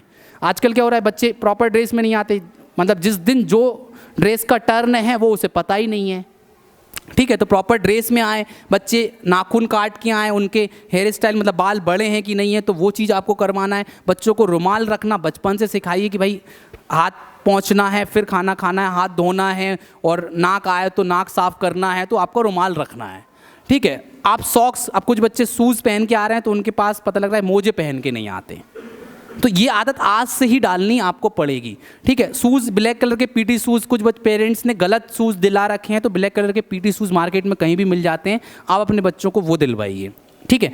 साथ में आपको लंच और ब्रेकफास्ट का ध्यान रखना है। सुबह देखिए, सुबह बच्चों को कुछ ना कुछ स्कूल आए तो ज़रूर खाकर आएँ, या कम से कम दूध पीकर वो ज़रूर आएँ। क्यों? क्योंकि छोटे बच्चे हैं, अगर नर्सरी KG1 KG2 तो हम उनको किसी भी टाइम लंच करने देते हैं, लेकिन पहली क्लास से ऊपर के बच्चे को 11-20 पे लंच मिलता है, मतलब कि अब लंच हुआ है। अब सुबह मान लीजिए वो 6 बजे उठ गया तो लगभग 4-4.5 घंटे तक वो पेट क्या है उसका खाली है। तो खाली दिमाग मतलब खाली पेट न भजन हो गोपाला, ऐसा कुछ है ना एक, तो वो चीज़ होती है। अब पता लग रहा है तीसरा पीरियड जैसे ही लगता है 10-10:30 के बाद, तो वो लंच टटोलने लग जाता है। उसका ध्यान सीधा पढ़ाई पे नहीं है, सीधा किस पे है कि यार कब घड़ी देखता रहता है, टाइम पूछता रहता है कब 11-20 हो जाए और हम लंच कर लें। तो सुबह आप क्या करिए, घर में कम से कम दूध उपलब्ध रहता है तो दूध दे दीजिए उसको। दलिया अगर है तो दूध दलिया बहुत अच्छा है नाश्ता। उसके साथ अगर पोहा उपलब्ध है, आप बना के दे सकते हैं, तो उसको थोड़ा पोहा खिलाकर भेजिए। अगर घर में फल फ्रूट्स हैं आपके उपलब्ध, जैसे जो फल उपलब्ध है सीज़न के हिसाब से, आप वो खिलाकर पहुँचाइए। अनार है तो अनार दे दो, सेब है तो सेब दे दो, केला है तो केला दे दो, जो उपलब्ध है, पपीता है तो पपीता दे दो, उसको दे दीजिए, बोला ये खा लो और फिर स्कूल जाओ, ठीक है। इसी के साथ आपको लंच का भी ध्यान रखना है। लंच में क्या रखना है क्या नहीं रखना है, क्योंकि हम बोल बोल के परेशान हैं। लंच में सिर्फ और रोटी और सब्जी पहुंचाना है आपको, इसके अलावा कुछ नहीं। सब्जी में भी हरी सब्जियां आपको देना है, हरी सब्जियां जो मार्केट में उपलब्ध है। आज पालक आ रही तो पालक दे दो, लौकी आ रही तो लौकी, मतलब जो भी आपको लौकी, गिलकी, करेला या जो भी भिंडी वगैरह जो सीज़न में उपलब्ध है, बैगन उपलब्ध है, तो वही सब्जियां आप बनाकर भेजिए। अब कुछ अभिभावक क्या करते हैं, जल्दी जल्दी में रोटी बनी, सब्जी नहीं बन पाई, सॉस दे दिया। सॉस, टमाटर का सॉस, उसमें इतने केमिकल्स होते हैं जो सेहत के लिए बिल्कुल भी सही नहीं होता है। साथ में कुछ पेरेंट्स क्या करते हैं, मैगी दे दी, नूडल्स दे दिया, चाउमीन दे दी, उसमें इतने सारे केमिकल होते हैं जो बच्चे को आज तो बीमार नहीं करेंगे, लेकिन आज नहीं तो कल बीमार जरूर करेंगे। और हम उसमें एक बार ही अगर टाइफाइड हो गया तो 4-5 हज़ार रुपये हमारे खर्च हो जाते हैं, और साथ में उसकी सेहत जो गिर जाती है वो हमें 2-3 महीने में रिकवर हम नहीं कर पाते हैं। तो इन चीज़ों को, समोसा, जंक फूड, पैकेट की चीज़ें सबके लिए हानिकारक हैं। हम बिस्किट भी अगर खा रहे हैं तो उससे पेट भर सकता है, उसमें ऐसी कोई चीज़ नहीं है जो हमारे शरीर को फ़ायदा पहुंचाए। तो पैकेट की चीज़ें अवॉइड करिए, जितना हो सके बच्चों को पैकेट की चीज़ें खाने से मना करिए, और उसको आप फल फ्रूट या कुछ ना कुछ घर में जो उपलब्ध है, घर का बना हुआ, आप वो दीजिए कहीं ना कहीं, ठीक है। और साथ में शाम के टाइम मैं पहले ही बोल चुका हूँ कि बच्चों को खेलने के लिए ज़रूर पहुँचाएँ, मोबाइल फ़ोन या टीवी में ना उलझाएँ, ठीक है। आप साइकिल चलाए, बैडमिंटन खेले, क्रिकेट खेले, बच्चा दौड़े, भागे, छुपन छुपाई खेले, कुछ भी करे वो, लेकिन कम से कम उसको क्या कहते हैं, बाहर जाने को बोलिए। और तीसरी क्लास से ऊपर के जो बच्चे हैं, अगर आपके बच्चों के पास डिक्शनरी नहीं है, इंग्लिश हिंदी, ऑक्सफोर्ड की एक 200 रुपये के समथिंग डिक्शनरी आती है, अगर वो आपके बच्चों के पास नहीं है तो उसे दिलवाइए, क्योंकि डेली हम यहाँ से वर्ड मीनिंग्स वगैरह देते हैं। कहीं ना कहीं वो फिर उसके चक्कर में कुछ बच्चे आपसे मोबाइल मांगते हैं कि मुझे वर्ड मीनिंग सर्च करना, मोबाइल दे दो। काम है 1 मिनट का, लेकिन वो आपसे आधे 1 घंटे पर मोबाइल उसके बहाने क्या करते हैं, चलाते हैं। तो ये चीज़ आप डिक्शनरी ले जाके दीजिए, और बच्चों को रोज़ स्कूल पहुंचाइए, क्योंकि आज अगर बच्चा स्कूल आया है और कल नहीं आया तो कल के बाद जो परसों पढ़ाएगा टीचर, उसको समझ में नहीं आएगा, ठीक है। तो कहीं ना कहीं जैसे अब मैं 15 मिनट लेट जो मतलब पेरेंट्स आए हैं अभी, अब मैं उनसे अगर जो मैंने 15 मिनट में जो बात करी है, अब उन्हें उसके बारे में कुछ अंदाज़ा लगा सकते हैं क्या? अब आगे की चीज़ हो सकता है लिंक है, अब मैं कुछ चीज़ें सिर्फ जल्दी से बढ़ रहा हूँ आगे, क्योंकि मैं पहले ही उस चीज़ को बता चुका हूँ। तो आप वो सोचेंगे क्या बताया होगा, क्या होगा, अपने हिसाब से अंदाज़ा लगा के, तो वो चीज़ कहीं ना कहीं दिक्कत करती है। तो रोज़ स्कूल पहुंचाना कहीं ना कहीं बहुत ही ज़रूरी है, ठीक है। अब कुछ पेरेंट्स के कर्तव्य हैं, वो क्या हैं, सिर्फ फीस जमा करना ही पेरेंट्स का एक कर्तव्य नहीं है। कुछ अभिभावक की ये गलतफहमी होती है, हमने स्कूल में, अच्छे स्कूल में एडमिशन करा दिया, सुन के किसी की माउथ पब्लिसिटी से या आसपास में भाई सबसे अच्छा स्कूल कौन सा है, हमने बहुत सुन के करा दिया, अब फीस हमने जमा कर दी, हमारा कर्तव्य क्या हो गया, अब ख़त्म। तो ये गलतफहमी आप लोगों के अंदर अगर है तो वो निकालिए, ठीक है। क्योंकि अब देखिए, आप पढ़ा हम रहे हैं, हम वर्क दे रहे हैं, सब कुछ कर रहे हैं, घर जाके बच्चा कर ही नहीं रहा है। आप उसकी बुक्स खोल के देखिए, अब कोई कहता है कि हमारे पास समय नहीं है, तो आप उठा के देखना आपके मोबाइल फ़ोन में स्क्रीन टाइम होता है, आप देखेंगे आप घंटों व्हाट्सएप चला रहे हैं, घंटों फेसबुक चला रहे हैं, घंटों यूट्यूब चला रहे हैं, और कहने के लिए सिर्फ 5 मिनट नहीं है अपने बच्चे के लिए। अपने बच्चे की बुक्स को ओपन करके देखो, पूछो बेटा ये हिंदी की किताब है, कितने चैप्टर पढ़ा दिए, तो बोलेगा 4 पढ़ा दिए। और अगर उसकी किताब में कहीं से कहीं तक पेंसिल का निशान भी नहीं है, इसका मतलब है कि वो बच्चा खोल के ही नहीं देखता है। क्यों? क्योंकि हम ये बोलते हैं किताब खोल के बैठिए, किताब अगर पढ़ा रहे हैं टीचर भी, पेंसिल हाथ में रखिए, जिस शब्द का जो मतलब बताए तुरंत ही उसे क्या करना है, लिखना है, और घर जाके भी उसको दोबारा पढ़ना है। अगर बच्चा पढ़ेगा तो बुक गंदी होगी, अगर पूरी फ्रेश है इसका मतलब बच्चा क्या नहीं करता, उसको हाथ भी नहीं लगाता, सिर्फ वो फॉर्मेलिटी के लिए स्कूल आ रहा है और जा रहा है, ठीक है। उसके साथ साथ आप होमवर्क चेक करिए, बच्चा कर रहा है कि नहीं कर रहा है। डायरी देखिए कि डायरी में मतलब जो होमवर्क मिल रहा है वो नोट करके लाता है कि नहीं लाता, टीचर ने जो वर्क दिया है उसको वो कर रहा है कि नहीं कर रहा है, टीचर की कोई कंप्लेंट तो नहीं है कि ये क्या कर रहा है और क्या नहीं कर रहा है। तो कुछ छोटे बच्चों के पेरेंट नर्सरी के, इनके 2 के जैसे माताएं हैं, वो बच्चों का होमवर्क खुद कर देती हैं, तो ऐसा आप लोग नहीं करिए। आप उनको सिर्फ बताइए कि ये ऐसे होगा, उनके साथ बैठ जाओ 5-10 मिनट, वो उनसे खुद से करने के लिए बोलना है, उनकी मदद करना है, करना खुद नहीं है। साथ में बैग चेक करिए छोटे बच्चों का कि भाई उसके पास पेंसिल है नहीं है, कटर है कि नहीं है, शार्पनर है कि नहीं है, उसकी बुक जिस दिन मंगाई है वो बुक वो लेकर जा रहा है कि नहीं जा रहा है। साथ में बच्चों को इंडिपेंडेंट बनाइए। इंडिपेंडेंट मतलब कि उनको कुछ जिम्मेदारी दीजिए। जैसे 10 साल का बच्चा है तो 10 साल का बच्चा मान लीजिए मार्केट से कोई सब्जी लेके आना है तो वो ला सकता है, उसको साइकिल चलाना आती है, तो उसको जिम्मेदारी दीजिए कि जाओ सब्जी लेकर आ जाओ या दही लेकर आ जाओ, या मार्केट से कोई ना कोई सामान या जिम्मेदारी या ये सामान यहाँ से वहाँ पहुँचा दो। तो आप उसे काम करना सिखाइए, क्योंकि वो इन्वॉल्व होगा छोटी छोटी चीज़ों में तो अपने आप ही वो चीज़ें सीखने लग जाएगा। ठीक है। और साथ में रिस्पॉन्सिबिलिटी दीजिए। और जो बच्चियां हैं खासकर 10 साल या 13 साल से ऊपर, उनको एक चीज़ और सिखाना है। हम उनकी क्लास ले चुके हैं गुड टच और बैड टच के बारे में। गुड टच मतलब कि कौन आपको छू सकता है और कौन से शरीर का अंग आपको कोई भी नहीं छू सकता और कौन छू सकता है, ये चीज़ हम बच्चियों को सिखा चुके हैं। साथ में आप माताएं हैं या आप जैसे कुछ माताएं नहीं आई आपके घर से, तो आप उनको बताइए कि आपकी बच्ची है 10 साल से ऊपर है तो उसको ये चीज़ ज़रूर सिखाना है कि कौन आपको छू सकता है और कौन नहीं छू सकता, कौन आपका हाथ पकड़ सकता है, कौन आपके दूसरे शरीर का अंग छू सकता है कि नहीं छू सकता, ये चीज़ बताना है। अगर कोई जो प्राइवेट पार्ट है अगर कोई छूता है तो वो आपको मम्मी या पापा को आके क्या करना है, बताना है कि इसने हमारा ये शरीर का ये अंग इसने छुआ है, या चिल्लाकर वहाँ से आ जाना है। तो ये चीज़ भी कहीं ना कहीं हमें बच्चों को बतानी होगी, क्योंकि आजकल ऐसे केसेस हो रहे हैं कि उनके साथ गलत व्यवहार हो जाता है और बच्ची डर के हमें बताती नहीं है। तो ये चीज़ खुल के माताएं उन बच्चियों के साथ अपनी बात को रख सकती हैं और बता सकती हैं। ठीक है। साथ में बच्चों को एक चीज़ और, 13 साल से ऊपर के बच्चों को एक चीज़ और बताना है कि भैया सेक्स एजुकेशन जो है वो बोलने में बहुत लोगों को बहुत गलत लगता है, उसके बारे में भी आपको बताना होगा। आज का समय ऐसा है कि आपको उनके सामने हर बात कहनी होगी, समझानी होगी। ये बताना होगा कि भाई हमारा शरीर ऐसा है, इंसान का शरीर, जो 13 साल के बाद क्या होता है, हार्मोन्स हमारे शरीर के अंदर बहुत सारे बदलाते हैं। अब बदलाते हैं तो लड़का है तो लड़की के प्रति अट्रैक्शन होना, आकर्षण होना क्या है, स्वाभाविक है। लड़की है तो लड़के के प्रति अट्रैक्शन होना स्वाभाविक है। तो इसमें कोई अलग बात नहीं है, क्योंकि हम भी एक टाइम उस एज से गुजरे हैं तो हमारे अंदर भी ऐसे बदलाव हुए थे। और हम इस चीज़ से बचे कैसे हैं कि हम बचे इसलिए हैं क्योंकि हमने अपने आप को क्या किया है, कंट्रोल किया है। तो आप भी बोलिए कम से कम मतलब कि 21 साल से पहले हमें अपने आप को कंट्रोल करना है। 21 साल जब आप समझदार हो जाएंगे, आप बड़े हो जाएंगे, आपकी अपने आप शादी कर दी जाएगी, उसके बाद आप हर चीज़ कर सकते हैं। तो आप अगर इस तरीके से समझाएंगे तो उनको क्या चीज़ समझ में आएगी। लेकिन कहीं ना कहीं कुछ बच्चे ऐसे हो सकते हैं, 100 में से एक आध होते हैं जो गलत चीज़ में पड़ जाते हैं और ऐसा कोई काम भी वो कर देते हैं जो कि नहीं करना चाहिए। तो उनको एक चीज़ और समझाइए कि चलो आपसे गलती हो भी गई तो ये गलती इतनी बड़ी भी नहीं है।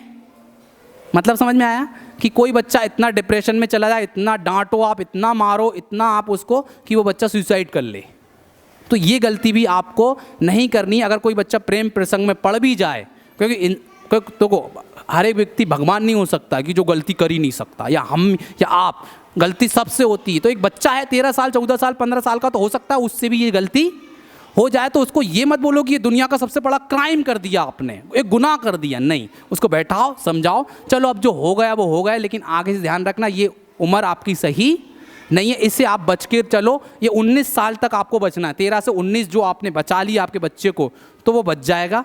और ये 13 से 19 साल के बीच में अगर कुछ ना कुछ गड़बड़ हो गया तो फिर वो आपके हाथ से निकल जाएगा। तो ये आपको समझाना है, क्योंकि आजकल डांट मार का ज़माना मतलब उतना नहीं है। आपने थोड़ा सा हाथ उठा दिया, हो सकता है कि वो इतना ज़्यादा गिल्टी फील कर ले, अपने आप को दोषी महसूस कर ले और कोई गलत कदम उठा ले। ठीक है। तो इस चीज़ का भी आपको ध्यान रखना है। और एक और चीज़ कि बच्चों को पहले क्या करें, कोई भी बात वो बोले, सोचे, समझे, तो उसको पहले आप सुनिए, उसकी बात को पूरा सुनिए, उसके बाद डिसीजन आप उसे दीजिए कि क्या सही और क्या गलत है। तो ऐसा आप बिल्कुल नहीं करिए, पहले उसकी पूरी बात सुनिए, समझिए, फिर उसका तर्क के साथ अगर वो गलत है तो उसे समझाइए कि गलत है आपकी बात या आपकी सोच ये गलत है, और सही है तो उसके साथ थोड़ा सा उसमें और कुछ जानकारी अपने एक्सपीरियंस के अनुसार, अपने अनुभव के अनुसार उसमें कोई जानकारी अगर आप ऐड कर सकें, जोड़ सकें, तो फिर उसमें आप अपनी बात को रखिए। लेकिन ज़्यादातर होता क्या है कि हम बच्चों को सुनते हैं ना समझते हैं, डायरेक्ट डांट के भगा देते हैं। तो ये चीज़ हमें नहीं करना है। मैंने पहले ही बता दिया कि बच्चों के साथ क्या करें, थोड़ा सा समय व्यतीत करें, साथ में समय व्यतीत करें। तो बच्चों को बात क्या करें उनके, अब भाई आपके काम से रिलेटेड बात करना बेकार है, तो आप बच्चों से रिलेटेड उनकी काम, उनकी एक्टिविटी जो स्कूल में चल रही है, टीचर से रिलेटेड, बच्चों से रिलेटेड, उनके दोस्तों से रिलेटेड आप बातचीत कर सकते हैं, ठीक है। डोंट ब्लेम टीचर्स, हमेशा टीचर्स को ही, स्कूल के टीचर्स को ही ब्लेम ना करें, क्योंकि पहले शिक्षक कौन है? माँ बाप। और पहला स्कूल कौन सा है उसका? घर, परिवार। तो हो सकता है कि भाई कभी कभी स्कूल टीचर से भी गलती हो रही, तो सारा का सारा ये थोड़ी कि 100 में से अगर 2 गलती करी है उसने, तो इसका मतलब है कि 98 लायक ही नहीं है वो। कभी कभी हम गलती ये भी कर देते हैं कि सारा का सारा जो दोषी किसको ठहरा देते हैं? टीचर को। तो ये चीज़ भी नहीं करें आप कहीं ना कहीं। टीचर का नंबर रखिए, आप क्लास टीचर वगैरह के नंबर रखिए, उनसे बातचीत करिए, कोई दिक्कत परेशानी है, होमवर्क नहीं करते हैं या पढ़ाई लिखाई नहीं करते हैं, ध्यान नहीं देते हैं, या कुछ कमी हो रही है, या होमवर्क वो नोट नहीं कर रहा है, कुछ भी दिक्कत परेशानी है, आप उनका नंबर रखिए। आप मेरा नंबर भी रख सकते हैं। आप अपनी जो बुक्स, कॉपी वगैरह अगर आप चेक कर रहे हैं बच्चे की, कभी देख रहे हैं कुछ गलती है, तो आप उसका फ़ोटो खींचिए और मुझे क्या कर दीजिए? व्हाट्सएप कर दीजिए। इससे क्या होगा कि हम उस पर ध्यान और अच्छे से दे पाएंगे। साथ में पीटीएम होती है, अटेंड करिए आप लोग। जब भी पेरेंट्स एंड टीचर्स मीटिंग होती है उसे अटेंड करिए, उससे पता चलेगा कि बच्चा क्या कर रहा है और स्कूल में क्या कर रहा है और घर पर वो क्या कर रहा है। टीचर को भी पता चल सके कि भैया घर पे क्या करता है बच्चा, और आपको पता चल सके कि वो स्कूल में क्या कर रहा है और क्या नहीं कर रहा है, उसके कितने नंबर आ रहे हैं, कितने नहीं आ रहे हैं। अब कुछ जो स्कूल का समय है वो 9 से 2:30 बजे है। कुछ अगर छोटे बच्चे हैं आपके अगर आते हैं तो कुछ अभिभावक जल्दी ले जाते हैं, तो कृपया कर 2:30 बजे से पहले ना ले जाएं। क्यों? क्योंकि बहुत सारी चीज़ें होती हैं जो हम करवाते हैं और वो एक्टिविटी उसकी क्या हो जाती है? छूट जाती है, ठीक है। अब देखिए एक और चीज़ जो सबसे बड़ा एक दिक्कत वाला काम है वो है, हर एक मतलब 50% पेरेंट्स की आज के टाइम पे शिकायत एक ही है कि भैया हमारा बच्चा मोबाइल चलाता है। तो अब मोबाइल चलाता है, इसको छुड़वाएं कैसे? अब आप हमसे बोल कर जाएंगे, हम बोलेंगे, बच्चा सिर्फ 1 या 2 या 3 दिन असर रहेगा उसका, 3 दिन के बाद फिर से वो मोबाइल उठा लेता है। समझ में आया? तो ऐसा क्यों है? तो पहली चीज़ तो आप ही गलत हैं कि आपने उसको आदत पकड़ाई, और ये आदत आपने पकड़ी हुई है। क्यों? क्योंकि आप उसके सामने घंटों मोबाइल चला रहे हैं, आप उससे उम्मीद कर रहे हैं वो किताब लेके बैठे, आप मोबाइल लेके बैठे। उसका दिमाग सारा का सारा वहाँ किताब तो लेके बैठेगा, लेकिन ध्यान कहाँ है? मोबाइल में, ठीक है। और फिर उम्मीद क्या करता है? आप टीवी चालू करके बोलते हैं कि भैया क्या करो, पढ़ाई करो तुम, तो उसका ध्यान हो सकता है क्या वो पढ़ाई में करेगा? क्या नहीं। तो आप लोग खुद देना बंद करिए, क्योंकि हमारे कहने से अगर होता तो हर चीज़ आपको कुछ करना ही नहीं पड़ता। क्योंकि कहीं ना कहीं आप, और ये मोबाइल जो है उसे बताइए कि भैया ये स्लो पॉइजन है। स्लो पॉइजन मतलब कि एक जहर का काम कर रहा है। एक जहर क्या करता है? हमारे शरीर को ख़त्म कर देता है। ये मोबाइल हमारे दिमाग को ख़त्म कर रहा है, हमारे दिमाग की याद करने की क्षमता को ख़त्म करता जा रहा है। बच्चों की याददाश्त कमज़ोर होती जा रही है, इवन हमारी भी होती जा रही है। आज हमें छोटी छोटी चीज़ भी करना हो तो हम तुरंत मोबाइल निकाल लेते हैं, कैलकुलेटर निकाल लेते हैं, उसको कैलकुलेट करके फिर बता पाते हैं। क्यों? क्योंकि मोबाइल क्या कर रहा है? बच्चों को अपाहिज बनाता जा रहा है। हर चीज़ उसको पकी पकाई मिल जाती। कोई भी होमवर्क मिला, बच्चे ने गूगल पे सर्च किया, वो क्वेश्चन उसका आंसर आ गया, उसको टीप के ले आया। अब बच्चे ने खुद अपना दिमाग लगाया क्या? नहीं लगाया। उसने वो किताब पढ़ी ही नहीं। हम बोलते हैं, हम कि टीचर भी एक एक शब्द पढ़ा रहा, उसका एक्सप्लेन कर रहा, फिर भी बच्चा जाके घर पढ़ ही नहीं रहा। उसे तो सिर्फ क्या चाहिए? दूसरे की कॉपी ले ली, या व्हाट्सएप से किसी दोस्त की कॉपी मंगवा ली, उसमें से भाई मैथ के सवाल खुद करना चाहिए, खुद करके वो प्रैक्टिस करेगा तो अच्छे नंबर आएंगे। पता लग रहा है दोस्त ने मेहनत करके अपनी कॉपी व्हाट्सएप कर दी, उसने सीधा सीधा टीप लिया, अपना दिमाग नहीं लगाया। अब फिर हम उम्मीद करते हैं कि बच्चा मैथ्स में कमज़ोर है, फिर शिकायत भी करते हैं कि भैया हमारा बच्चा मैथ्स में क्या है? कमज़ोर है। क्यों है? क्योंकि उसने खुद प्रैक्टिस करी क्या? अब मान लीजिए आप बोलें कि जिम सिर्फ ज्वाइन कर लूँ मैं और जाऊँ नहीं, मेरी बॉडी बन जाएगी क्या? फीस भर दूँ बस? नहीं, वहाँ रेगुलर जाके हमें एक्सरसाइज करनी होगी, तो हमारी शरीर में मतलब बदलाव होंगे, हमारा स्टेमिना बढ़ेगा। ऐसे ही सेम मैथ्स के साथ है, हमारे दिमाग के साथ है। जितना हम दिमाग पे लोड देंगे, हम प्रैक्टिस करेंगे, मेहनत करेंगे, तो बच्चा अपने आप दिमाग भी क्या हो जाएगा? खुलता चला जाएगा, ठीक है। अब हाँ, एक और चीज़ हुई है जो पिछले साल कुछ पुराने पेरेंट्स हैं, सेक्शन प्रॉब्लम हुई है कि हमने क्या किया था, पिछले साल जो सेक्शन बनाए थे वो बनाए थे कैसे कि अच्छा बच्चा है तो ए सेक्शन में रख दिया, कमज़ोर बच्चा है तो उसको क्या रख दिया? बी में। उसका परिणाम क्या हुआ कि अच्छे बच्चे की पढ़ाई बहुत अच्छी होती चली गई, और जो कमज़ोर बच्चा था उसकी पढ़ाई क्या हो गई? डाउन होती चली गई। क्यों? क्योंकि कमज़ोर बच्चा है तो पता लग रहा है कि उसके एक बच्चे के 2 नंबर आ रहे हैं, बगल वाले के 3 आ रहे हैं, तो वो 3 में ही खुश है, और वो इम्प्रूवमेंट कुछ भी नहीं कर रहे थे। तो हमने इस साल क्या किया कि भैया कोई भी बच्चा कैसा ही भी, हमें कोई मतलब नहीं है, हमने डायरेक्ट स्लिप निकाली, इस बच्चे को जिस बच्चे को जो सेक्शन मिल गया उसने जो पर्ची उठाई, पर्ची में जो सेक्शन मिल गया उसको उस सेक्शन में रख दिया। अब प्रॉब्लम एक और इस बार हुई क्या कि अब 3 तरह के बच्चे हो गए उस क्लास में, एक सबसे कमज़ोर, एक एवरेज और एक बहुत अच्छा बच्चा।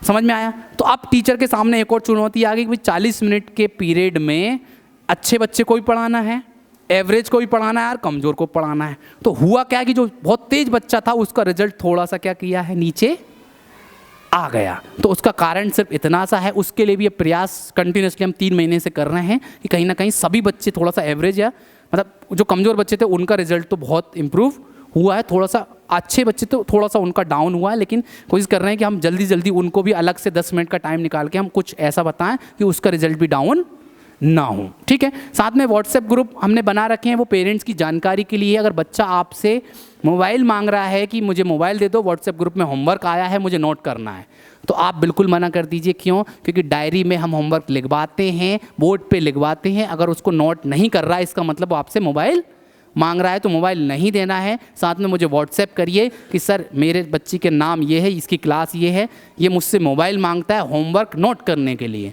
तो हम उस बच्चे को बोलेंगे कि भैया आप यहीं नोट करके क्यों नहीं ले जाते हैं। तो वो सिर्फ आपकी जानकारी के लिए वो क्यों है, क्योंकि आपको पता रहे कि बच्चे को होमवर्क मिल रहा है कि नहीं मिल रहा है। अगर आपने पूछा क्यों बेटा आज पढ़ाई नहीं कर रहे, तुम टीवी देख रहे हो, होमवर्क नहीं मिला क्या, और उसने बोल दिया कि नहीं आज नहीं मिला, तो आपको क्या करना है, व्हाट्सएप ग्रुप खोलना है उसकी क्लास का और उसमें देखना है कि हाँ सच में होमवर्क मिला है कि नहीं मिला है। तो इस चीज़ का भी आपको थोड़ा सा ध्यान रखना है। साथ में पनिशमेंट के ऊपर मैं बात कर ही चुका हूँ कि भाई पनिशमेंट 7 से 15 साल के बीच में देने में कोई भी दिक्कत नहीं है और देना चाहिए, चाहे वो स्कूल दे तो ठीक। स्कूल तो वैसे हम तो अवॉइड ही कर रहे हैं कि बिल्कुल ज़्यादा से ज़्यादा कि हम पनिशमेंट ना दें, क्योंकि फालतू में चीज़ें होती हैं कहीं ना कहीं दिक्कत वाली होती हैं, इसलिए क्योंकि हर एक पेरेंट्स उस चीज़ को समझता नहीं है। मैं लास्ट ईयर एक किस्सा सुना रहा हूँ। एक बच्चे है जो 1-2 बार उसको समझा दिया गया था, तीसरी बार में वो टीचर मेरे पास ले आई, मैंने उसको सिर्फ बात करने के लिए बुलाया था।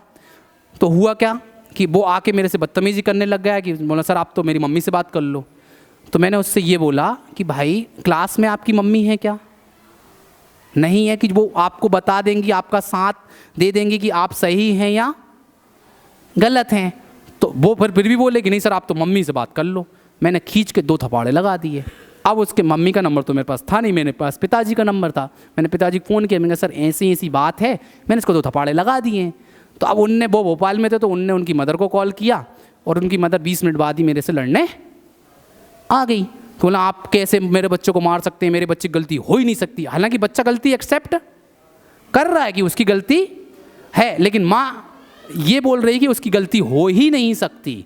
और बच्चे को भी कहीं ना कहीं इस बात का एहसास करा दिया है कि मेरा बच्चा मतलब वो बच्चा खुद कभी गलती कर ही नहीं सकता। तो अब वो बोलने लगी मैं थाने जा रही हूँ। मैंने कहा मैडम आपको जहाँ जाना है आप वहाँ चले जाइए, जो थाना बोलेगा, जो मुझे पनिशमेंट सज़ा देगा मैं उसको भुगतने के लिए क्या हूँ, तैयार हूँ। ठीक है मैं रूल के खिलाफ गया, आपके बच्चों को नहीं मारना चाहिए था, ठीक है, तो उस रूल का अगर फिर मैंने साथ में ये बोल दिया, मैंने कहा आज आप गलत चीज़ में सपोर्ट कर रहे हैं, कल देखना यही बच्चा 16, 17, 18 साल का हो जाएगा, आप पे हाथ उठाएगा और आपके साथ बदतमीजी जरूर करेगा, क्योंकि उसको इस बात का एहसास हो जाएगा कि मेरे माँ बाप मतलब गलत चीज़ में भी अगर सपोर्ट करेंगे। तो इस चीज़ का मैं कहीं ना कहीं फेवर में नहीं हूँ। अगर गलत है तो गलत उसको बोलिए, उसको समझाइए उसकी कि भाई गलती है तो उसे मानना जरूर सिखाइए। साथ में हर एक माता पिता की कंप्लेंट होती है कि हमारी बात मानता नहीं है, सुनता नहीं है। तो यहाँ सिर्फ बात है सिर्फ वैल्यू की। वैल्यू मतलब मेरी, अगर आपकी नज़र में मेरी वैल्यू होगी तो आप उसको अच्छे से सुन पाएंगे। अगर मेरी वैल्यू नहीं है, यहाँ विधायक जी की आपकी नज़र में वैल्यू है तो उनकी बात जो बोलेंगे तो उन्हें सुनेंगे। सीएम साहब की वैल्यू होगी तो वो उनकी बात को आप सुन लेंगे। प्रदीप मिश्रा जी की वैल्यू आपकी नज़र में अच्छी होगी तो आप उनकी बात अच्छे से सुनेंगे। धीरेन्द्र शास्त्री जी की होगी तो, और नरेंद्र मोदी जी आके बोलेंगे तो वो बात की वैल्यू आप अलग करेंगे। और या विवेक बिंद्रा बोलेंगे तो अलग, संदीप महेश्वरी जी बोलेंगे तो अलग वैल्यू होगी। तो बात की वैल्यू, बात एक ही है। आप भी वही बोल रहे हैं, आपके बच्चे के भविष्य के लिए सही बात ही बोल रहे हैं, लेकिन आपकी वो सुनता नहीं है। लेकिन वहीं मैं बोल दूं या टीचर बोल देती है तो उस बात को वो मान लेता है। तो कहीं ना कहीं ये वैल्यू क्रिएट करना जरूरी है। तो आपका काम है टीचर की वैल्यू क्रिएट करना। आप उसको ये बताइए कहीं ना कहीं कि जो वैल्यू है आपको किसकी करना है, टीचर की करना है। और पहले आप करेंगे वैल्यू तो बच्चा करेगा। और आप नहीं बच्चे के सामने बोल दिया अरे आपके टीचरों को कुछ नहीं आता, तो वो वैल्यू करेगा क्या? हो सकता है टीचर 100 बात बताते हों, सिर्फ 2 बात ही अगर थोड़ी गड़बड़ हो गई हो कभी, उसके आधार पे आपने बोल दिया कि टीचर की कोई वैल्यू नहीं तुम्हारे टीचर को, कुछ नहीं आता, कोई औकात नहीं तुम्हारे टीचर की। अब बच्चा क्या उसकी 98 बात भी सुनेगा क्या? नहीं, उसकी नज़र में ये होगा कि अरे ये टीचर कुछ भी नहीं है, ऐसे ही हैं, सब एरे गहरे हैं।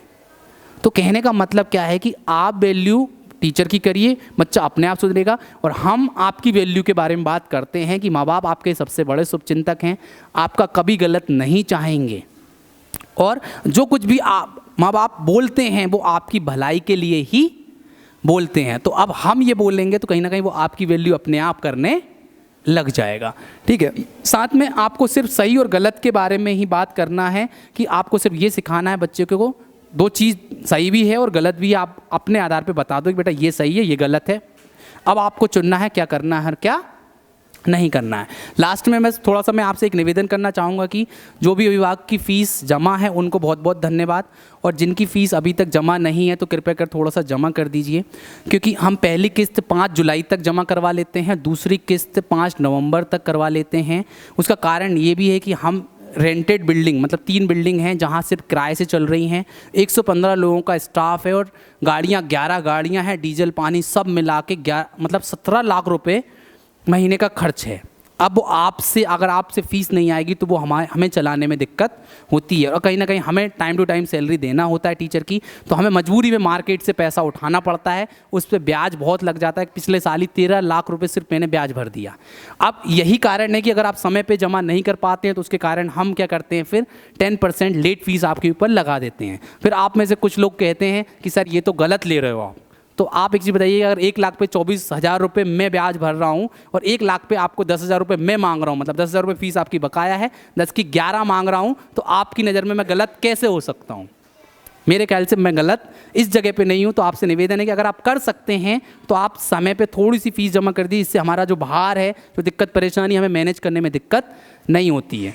ठीक है, साथ में एक चीज़ और है कि हमारी कार्व एकेडमी स्कूल की एक एप्लीकेशन है, गूगल प्ले स्टोर पे जाइए, उसको डाउनलोड करिए। डाउनलोड करने के बाद आपको यूज़र नेम और पासवर्ड मांगेंगे, तो यूज़र नेम आपका खुद का मोबाइल नंबर जो स्कूल में दिया होगा वो है, पासवर्ड में 1 2 3 4 5 पासवर्ड है, उसका आप डालिए। जैसे ही आप डालेंगे आपके बच्चे की सारी डिटेल्स आ जाएगी। आपके 2 बच्चे हैं, 3 बच्चे हैं, जैसे मेरी भतीजी आरती को, और 7th लोटस सेक्शन का नाम भी आ जाएगा। यहाँ स्विच कर सकते हैं, 2 बच्चे हैं तो दोनों के नाम, तीनों के नाम दिखेंगे, उनके बारे में उनकी डिटेल्स पता कर सकते हैं, स्कूल में क्या नाम लिखा, किस नाम की स्पेलिंग लिखी है, उसकी डेट ऑफ बर्थ क्या है, क्या चीज़ है, या फिर अटेंडेंस, एकेडमिक, वीडियोस वगैरह, होमवर्क वगैरह, ये सब कुछ आप जान सकते हैं। फीस से रिलेटेड आप पता कर सकते हैं बैठे बैठे ही कि आपके बच्चे की फ़ीस कितनी जमा है और कितनी बकाया है। साथ में आप फीडबैक भी दे सकते हैं कि आपको कोई चीज़ दिक्कत परेशानी आप उसमें दे दीजिए, हमारे पास आ जाता है। वैसे फीडबैक आप मोबाइल, व्हाट्सएप पे या कॉल करके भी आप अपना फीडबैक या आपकी कोई दिक्कत परेशानी दे सकते हैं। अभी एक पेज दे रहे हैं हम आपको इसमें आपका नाम और बच्चे आपके 2 हैं 3 हैं, उनके नाम और क्लास आपको लिखनी है। साथ में आपका कोई सुझाव है या शिकायत है, दिक्कत परेशानी, आप उसमें लिख दीजिए। हम सोमवार से उसके ऊपर काम करेंगे जो भी कमी है। आप लोगों का बहुत बहुत धन्यवाद कि आपने समय निकालकर, कीमती समय निकालकर आप पधारे हैं। Thank you.